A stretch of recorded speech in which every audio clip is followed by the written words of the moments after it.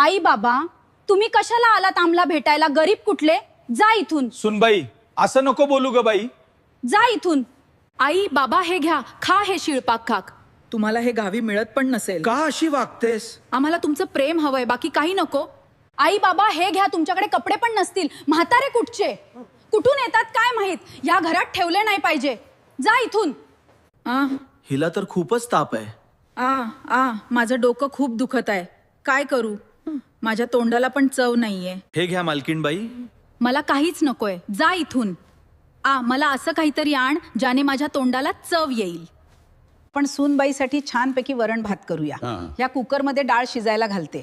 तोवर तुम्ही भात करून घ्या. वेळ नको घालवायला, तिला बरं वाटायला हवं. आता मी फोडणीची तयारी करते. एका पॅन मध्ये तूप टाकून मी त्यात लसूण, हळद, हिंग, मिरची. भात शिजला का ते पहा. मला सूनबाईची काळजी वाटते. तूप भरपूर टाकते जेणेकरून सुनबाईच्या अंगात शक्ती येईल. वास अगदी छान येतोय, अगदी गावाकडे करायचे तसंच. तुझ्या हाताला चव आहे. खरंच खूप छान वास आहे. धन्यवाद आई. ही फोडणी मी वरणात टाकते.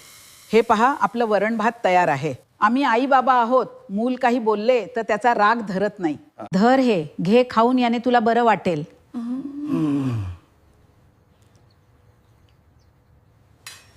खूप छान झाले आहे. आई बाबा मला माफ करा. तुम्ही कुठे जाऊ नका. आपण सगळे एकत्र राहू. आम्ही तुझ्यावर कधीच राग धरला नाही. खुश राहा. तुम्हाला पण अशाच आजीच्या हाताच्या रेसिपी हव्या असतील तर या चॅनेलला नक्की सबस्क्राईब करा व कमेंट करायला विसरू नका.